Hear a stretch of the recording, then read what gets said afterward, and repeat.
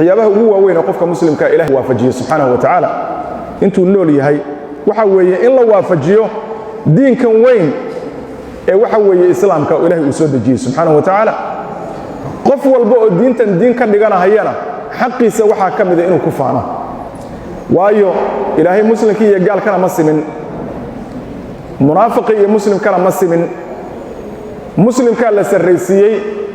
gaalkaa la hoos laga dhigay mu'minkaa la sarraysiiyey munaafiqaa hoos loo dhigay alle muxuu leeyahay alle waxa uu leeyahay afanajcalu lmuslimiina kalmujrimiina maa lakum kayfa taxkumuun muslimiinta iyo mujrimiinta miyaan simaynaa siad wax u xukumaysaa ma dhici karta taas iyada ah jawaabtii waa laga tegay inay caddahay daraaddeed oo maxaa looga tegey in laga jawaabo looma baahno oo damiin kastaa fahmi kara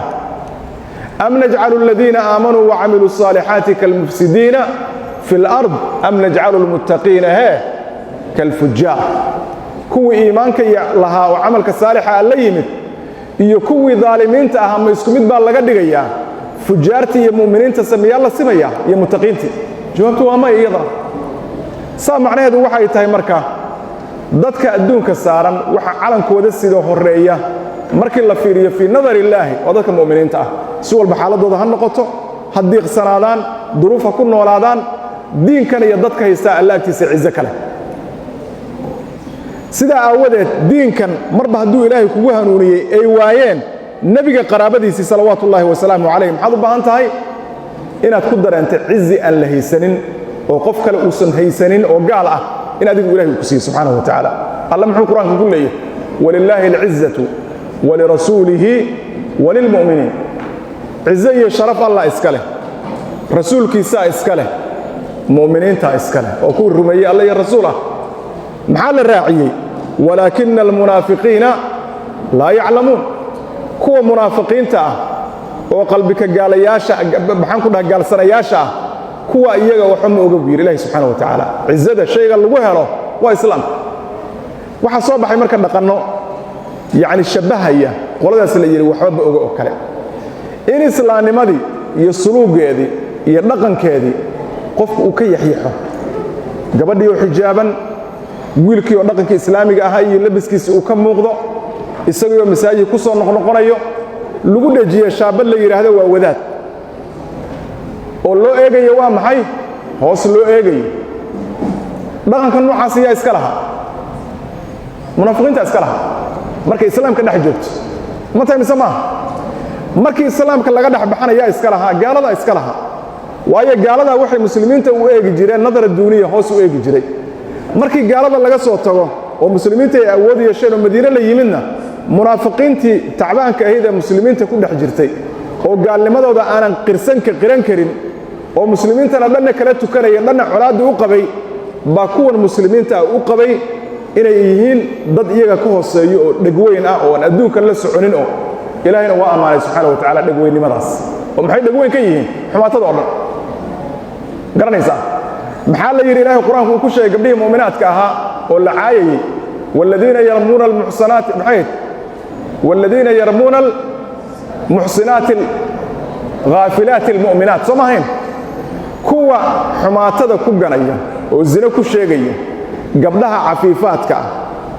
ee dhoohanayaasha ah haafilaad baa la yidhi oo maxay haafilaad ka tahay talow fidnada socota iyo sharka socda ciyaala suuqnimada taalla rag iyo dumar waxa ka dhaxeeya hasaawaha khariban shaydaannimada ibliisnimada duurgalnimada habeen soo dhixidda waxaasoo dhan bayse warya ucaal u hayeen meesha la taga ma taqaano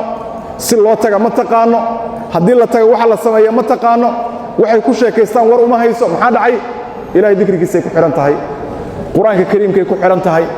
xijaabkeedaa u hagaagsan islaamnimaday ku qanacsan tahay waxa ay samaynayso ayadoo jiiftay iyo iyadoo soo jeedda inay cibaado yihiin bay aaminsan tahay soo ma ayagu marka maxay ka dhigayaan xilkii ay gabeen iyo waajibkii ay dayaceen cisyaankii ay u bareereen baa waxaa laga dhigayaa ilbaxnimo iyo horumar iyo taqadum iyo infitaax iyo qofkii xuduuddii ilaahay ilaaliyana maxaa lagu eedaynayaa inuu yahay qof dhegweyna lagu eedaynaya saa darteed ilaahay muxuu leeyahay walilaahi alcizatu walirasuulihi walilmu'miniin ilmahaygii khayr allah idin siiyee cizadu waa sifada qofka mu'minka ah weeye وأنا كهرين ولي هو صفة ملازمة قفك مسلم كأه عيدا إلهي أهين مدح أمر ركته معزك سر رساجت وحن كلا الشياطين تا عيدا كعب صدام باجرته الشيطان باكوكا لمبر لبو قال هذا الشيطان وكل قيسته أي حكته هل قال سو استاجي ماشى dadka muslimiinta caayaya dhamaantood waxa weeye waxay u dhaqmayaan sidii inay adoon u yihiin maya adigu yada adoon u tahay rabbul izza subhanahu wa ta'ala waxa ku dhagoobay nuuniyadii ibn al-qayyim waxa weeye harabu min ar-riq alladhi khuliqu lahu fabulu bi riq an-nafs wash-shaytan waxay ka careereen adoonnimadii loo abuuray markaas ilaahay wuxuu ku imtixaamay adoonnimada naftooda iyo shaytaan mid kale maxaa ku jirtay markuu ka taga waxyiga iyo quraanka iyo dhageysigooda saara abdan likulliha maxaa leeyahay fulanatin wa fulanin fanaanad kasta iyo fanaan kasta baa wuxuu noqonayaa adoon uu noqonayaa lagu celceliyaa oo hadalka lagu badiyaa fanaan hebel baa waxaas qaaday masrax hebel baa sidaas yiri kii filinka jilayo noocaas baa sidaas ahaa yani qofkan salaf iyo siira ma balahaba aslanba adigu laakiin maxaa ilaahay kugu abtiriyay ummad sarreyso oo qaarkood iyagoo nool adduunka jooga jannada loogu bishaaray iyo kuwii ka horeeyay ee waxyiga lagu soo dajiyay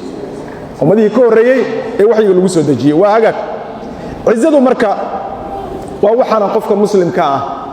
islaamnimada lagu ictizaaz dareemo aanan qalbigiisa marna faaruqaynin oo sifa laazima u ah xaaladdu ha xumaato ala xaaladdu ha wanaagsanaato colaadi ha jirto ama nabad ha jirto waa dhaqan irtibaat la leh qofka iimaankiisa inuu diintaas ilaahay subhanahu wa ta'ala uu soo dajiyay uu ku toosan yahay hayelay ama dhib ha jiro ama dheefi ha jirto isaga hal shaqo u taala shaqada u taala waxay tahay amarka ilaahay fulin inta kale amarkana waa fulinaya wax ka sareeya jooga shaqadiisi buu qabsaday inta kale waa socotaa shaqadii marka saasa ilaahay waxa uu leeyahay markii muuminiinta inta laga gacan sareeyay xooga la dharbaaxay baa waxa leeyahay wala tahinu wala tahzanu wa antumul a'law wala tahinu hanuglaanina wala tahzanu hamurgina wa antum wal hal idinkum antum atina al a'lawna kuwa sareeya goorma in kuntum mu'minin hadad mu'miniin waa ma sareeynaysan hadaydan mu'miniin ahayn sidaa darteed maxaad u baahan tahay inaad xaqiijiso iimaanka qalbigaaga ku jira ee aad sheeganayso ma dhab mise waa dheel inaad kala hubisaad u baahan tahay ma hesho inuu dhab yahay waxaad helaysaa macaanka quraanka waxaad helaysaa macaanka cibaadada waxaad helaysaa macaanka dhikriga inta markaad hesho intaan jannada la gaarin ba waxaad ku jirtaa janno qof marka jannadii jooga ciziga ka maqan iyo sharafta ka maqan maxay tahay ayaamaha adduunyada ee harsan ayuu tirsanaya iyo goorbu ilaahay la kulmaya subhanahu wa ta'ala